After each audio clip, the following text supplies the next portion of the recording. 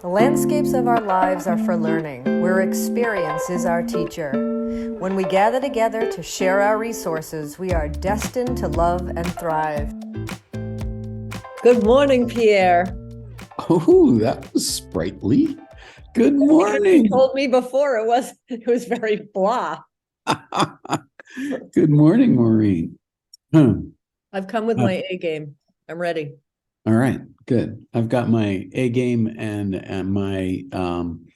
my cold flu voice, just recovering from that.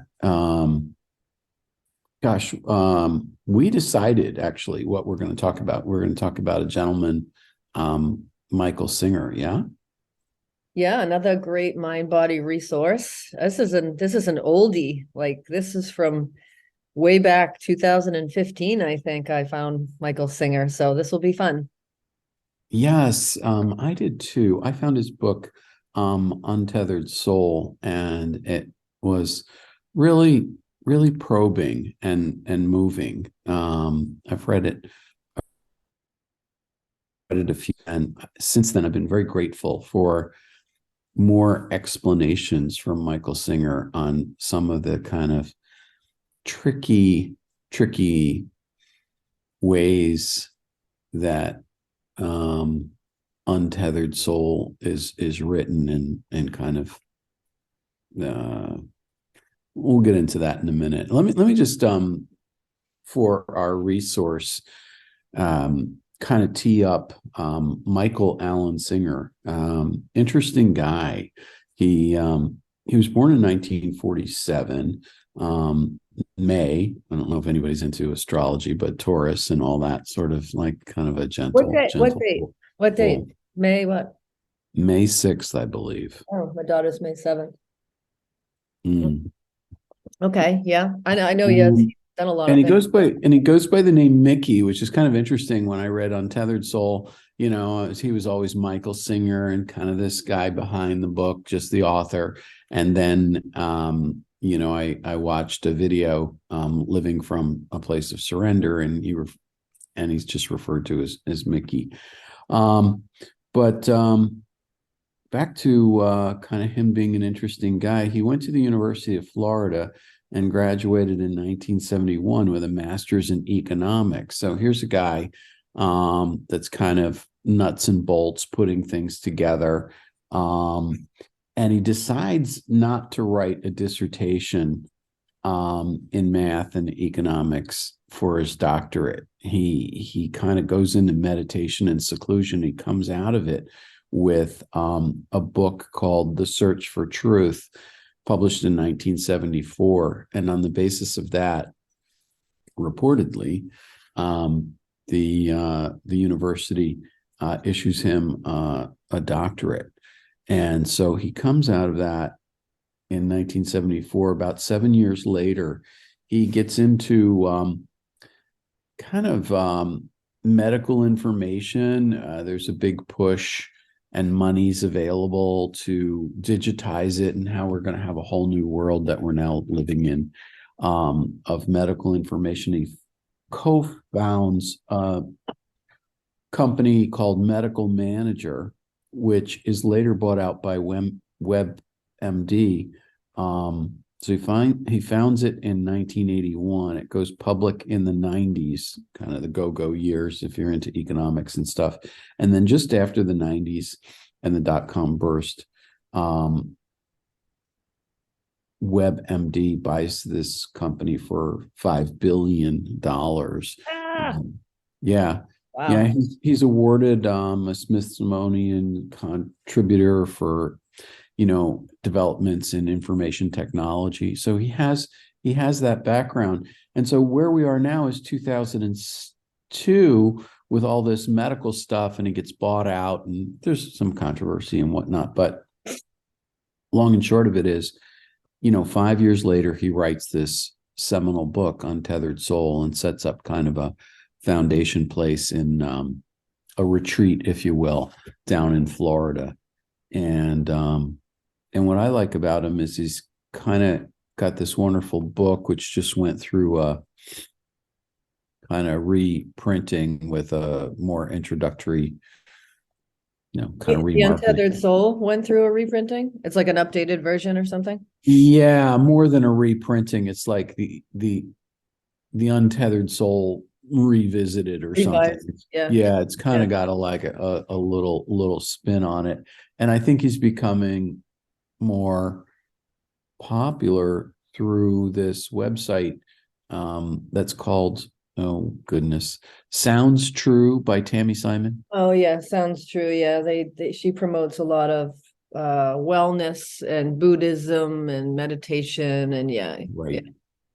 Right. And he's got a course and, it's monetizing a lot of this stuff for these people, which, I'm also an economics business guy and, uh, MBA. Yeah, And what do you think about monetizing spiritual stuff? fantastic, Yeah. absolutely fantastic, because it allows it to permeate deeper into the populace. If you're just out there like he was after he published this book, just at a meditation center, I would never have listened to this guy. But that he's got a 7-part series called Living from a Place of Surrender. And it's 7, I think they're hour sessions, and he sits, and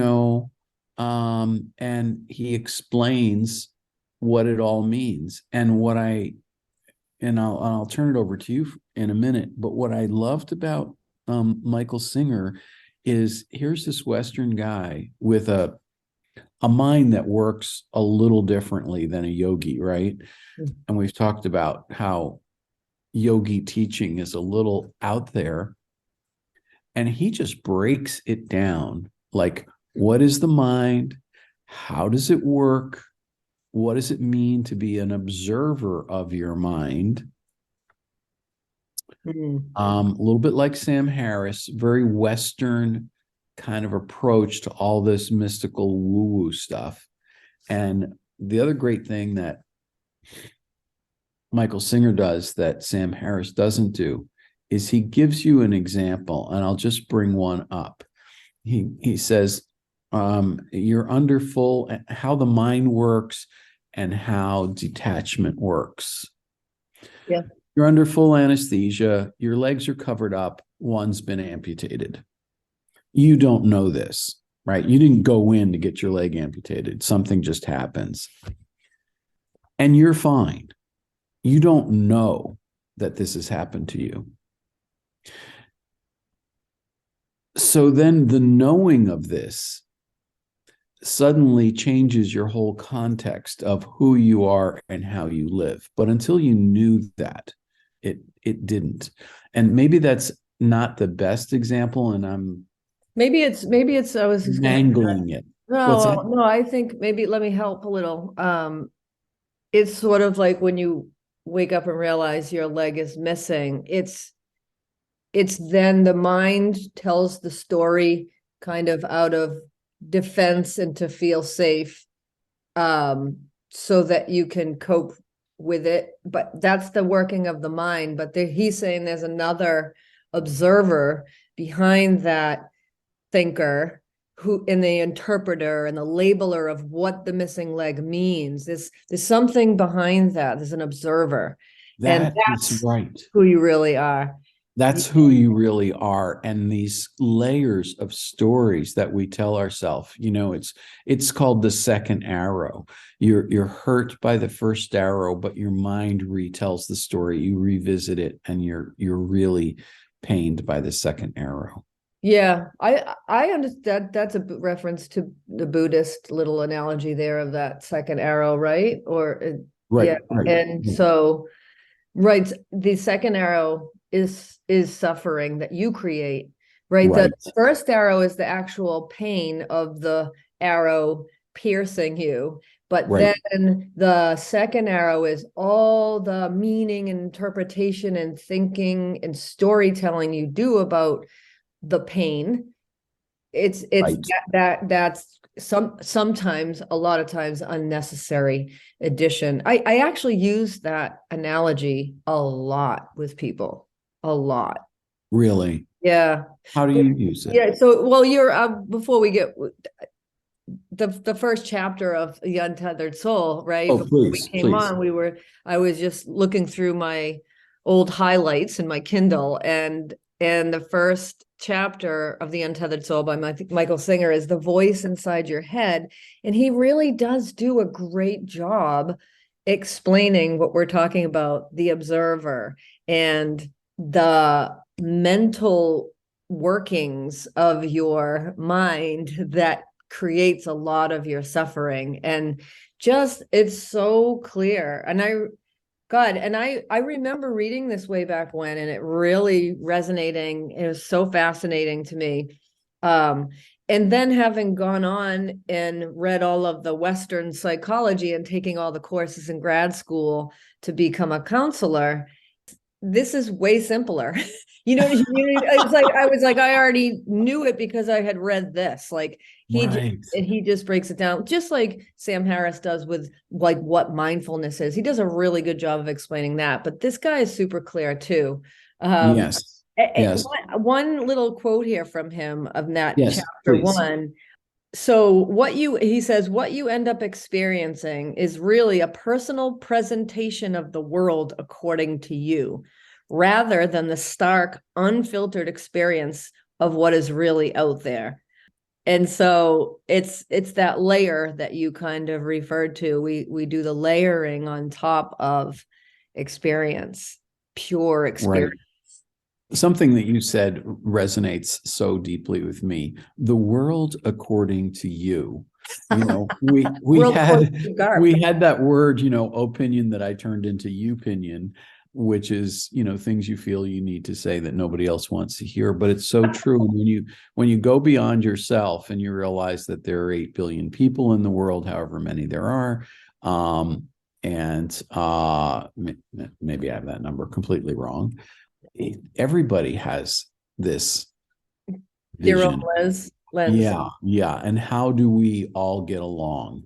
Mm-hmm. And I think if you meditate on that fact, then you come to recognize that there's no way to put all these different points of view together unless you get behind them and you observe that everybody's just going to have a different point of view. Right. And you need to love at a very deep level beyond this surface manipulation of the world. And can you do that? And how do you do that? And how do you maintain it?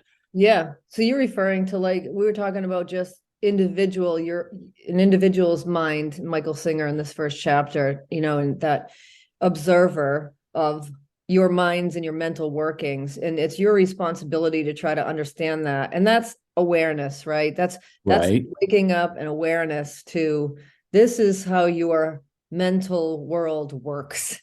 And, learning about that, just getting education about it, experiencing it through various ways of getting there, whether it's yoga, meditation. And then you referred to the social piece there, that like, and then collectively, when you realize that, like, oh, like my vision is so narrow, everything is my projection, everything is my interpretation from my little point of view, and there's 8 billion people and they all have theirs. And you said, well, there's no way to, kind of get along or whatever, synthesize all of those, but I think there is. And that's where language and communication come in, and agreement and negotiation, and we're all, as far as on that level of how people are seeing things and their interpretation. Well, yeah, you're living in. But behind that, I know what you're saying. Behind that, if you have that awareness that, like, okay, this is what's happening. We're all trying to negotiate our own points of view. Right. It's helpful. Well, we're living in, we all live in a social world, and you're living in a world where you're trying to help with the frayed fabric of people struggling with living in, with themselves and in this social context and whatnot. So yes, language and understanding is all part of it. But, I'm talking more like, Christ and the Dalai Lama, which is, like, even though they're trying to basically, not just marginalize them, but the Dalai Lama and just extinguish him. You know, he bears his love towards everybody, you know, Mm-hmm. and you know, and that's not that doesn't, and the point I'm making is that doesn't happen because you come to an agreement on what words mean or how society's supposed to work. That's because you've just removed yourself to another level of understanding of the human condition and experiment. That's my, you know, that's my thought. Yeah, no, I know. We're basically talking about the layers, the two layers, Right. and on a everyday pragmatic practical level, like when we're in the world dealing with people every day, and there's conflict, and there's disagreement, and there's misunderstanding. Right. It's usually about this level of we're all living in our minds, right? Like we're living according to our thinking, and we have this lack of awareness of the observer and what we're talking about, what Michael Singer's referring to. Right. Yeah, and the Dalai and that kind of pure love, like everything is just as it is, and without your interpretation on it, like without, it's unspoiled, unfiltered.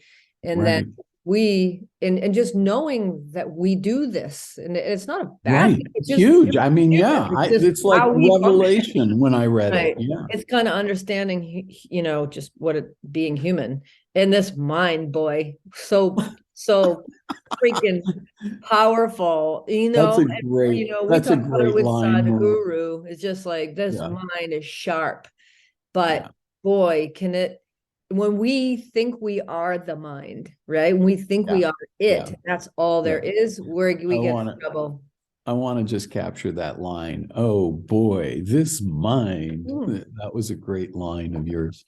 Anyway, that's Michael Singer. And it's so interesting how these resources drop us into a little rabbit hole of explanation. And I commend him, as a resource, because he has a different way of being able to explain, kind of metaphysical, thought and whatnot. So yeah. Do you want me to just end with reading a quote? Oh, that's perfect, Maureen. That's perfect. Okay. Chapter 2, by the way, is called Your Inner Roommate, which I love that. Oh God, that's great. Yeah. So chapter 1, the voice inside your head, and then 2, your inner roommate. So this is from chapter 1, and the quote is, "The one inside who is aware that you are always talking to yourself about yourself is always silent. It is a doorway to the depths of your being. To be aware that you are watching the voice talk is to stand on the threshold of a fantastic inner journey. If used properly, the same mental voice that has been a source of worry, distraction, and general neuroses can become the launching ground for true spiritual awakening. Come to know the one who watches the voice, and you will come to know one of the great mysteries of creation." Oh, that is sweet. Thank you. That's perfect ending to Michael Singer. So thanks for listening to us, all you guys, and check out Michael Singer. He's available through Sounds True, Living from a Place of Surrender, which I particularly like, and of course Untethered Soul. The other book, Surrender Experiment, is more like I read that. That's more like his autobiography, kind of. It's a memoir. Yeah, it's interesting. Yeah, I really like that, because it does tell about how he kind of went out into the wilderness and was like, okay, let's get enlightened. Why aren't I enlightened? And it's very humorous. And then, his transformation. And then he gets into, like, he walks by a Radio Shack and sees like an Apple computer, and he's like, oh, I guess I'll learn how to do that. And then they got him into the whole medical records thing, and it's crazy. He has an interesting life. Yeah. The early 1970s, like going out into the wilderness and saying, I want to be enlightened. That so resonates with me because, well, back then there was so few entry points. You just heard about people having a guru, and if you meditated long enough, something would happen. And I'm so thankful. That's why we're doing this podcast, that there are now so many resources and avenues into actually explaining and exploring this wonderful world. And the quote that you read, if you can just be aware that there's a silent observer inside you, and the mind is, your crazy uncle roommate or like whatever. Yeah. I feel so strongly that we need to just get the education about this out there to people. It's just that people don't realize it. And many people who are suffering, and say, come to try to resolve what's happening in their minds and bodies, feel, well, they get given a pill or told they have a chemical imbalance, and that's a whole psychiatry story.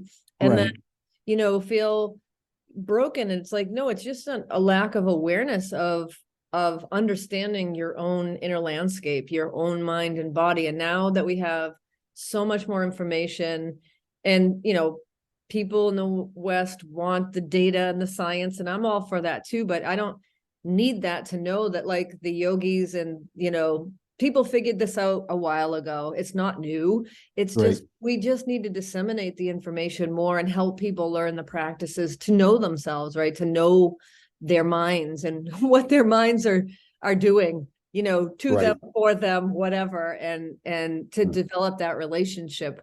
So that would be, I think that would be helpful and very healing for a lot of people. Well, you're making it your life's work. Well, we're making it our little passion here as well. So I'm Pierre from Yoga Heals. And I'm Maureen, Landscapes for Learning. Learn to live and live to learn. And thanks for joining us, talking about Michael Singer. Peace through grace, everyone. Peace through grace.